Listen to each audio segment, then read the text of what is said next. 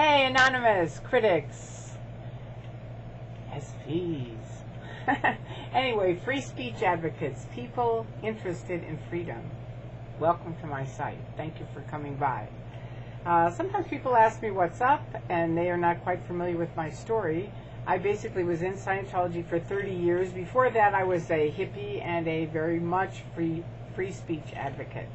And I joined Scientology not realizing that they were, well, actually when I joined in '69, before probably many of you were born, it wasn't quite as restrictive as it is now. It got worse and worse and worse. It's a lot like a triangle and a lot like the Truman Show. If you saw that, that's very much how Scientology is. So the people inside of it are actually nice people.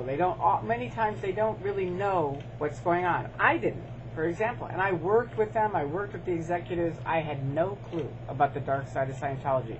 But as I got higher and higher and higher, I got more exposure to the dark side of things and realized, wait a minute, they're stopping free speech. You know, I got in it for freedom. I got in it for hope. I got in it for helping mankind.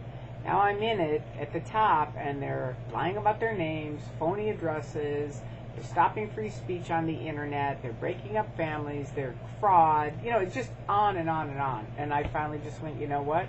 Once you connect the dots, you just go, I can't keep doing this. So that's me, okay? So I left in 2000, I escaped literally across the country.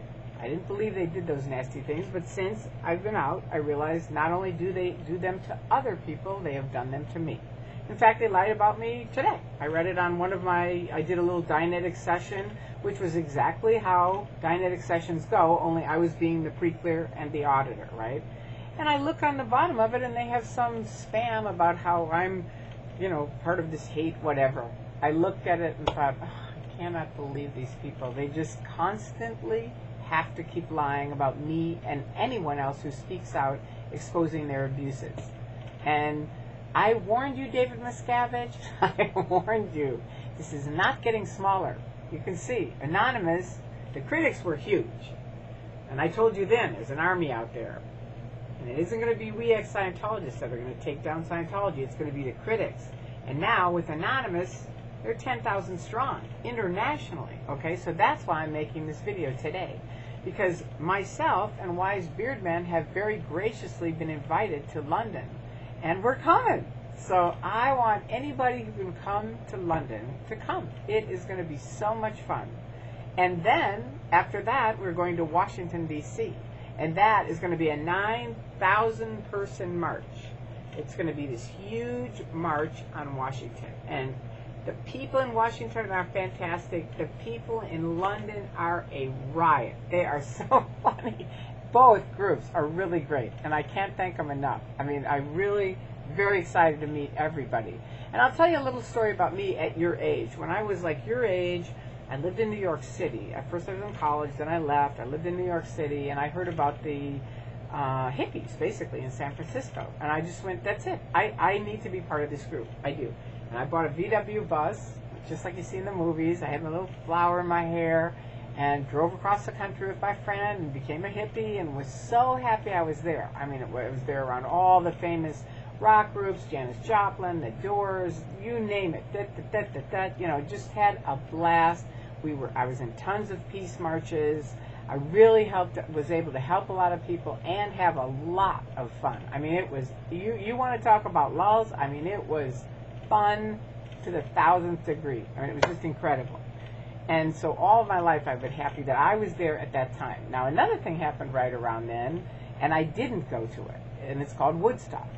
And I thought, who needs to go across the country, and it's probably not that many people come, and it's going to be hot, and blah, blah, blah. So I didn't go. Now, long story short, if any of you, maybe you haven't seen Woodstock, but if you haven't, rent the movie. But it was an extremely, historically fantastic time. I mean, it'll be in history forever. I mean, it was an incredible time. And it is something I wish I'd gone. I just wish I'd gone. I could have gone. But it was just kind of like, I don't feel like it. And it'll be a little bit of a hassle and this and that. So this is the same thing. This is going to be fantastic. We are going to have a great time. And if you're in Europe, come to London in July. Plan on it. Just make it a little trip. Come for the picket there. It's going to be fantastic, and we're going to party afterwards. It's going to be great. And for the people in Washington, anybody here in the United States, come. You can take the train, you can fly, you can get together with Anonymous Critics, SPs, get in a car, rent a bus, whatever. Come on across the country. Make it fun. You know what I mean? Come. It's going to be a very good time, and I hope you all come because it's going to be exciting. All right? And I really, really, I cannot thank everybody enough for everything you're doing. It is terrific. Okay? So I will talk to you soon. Have an excellent week.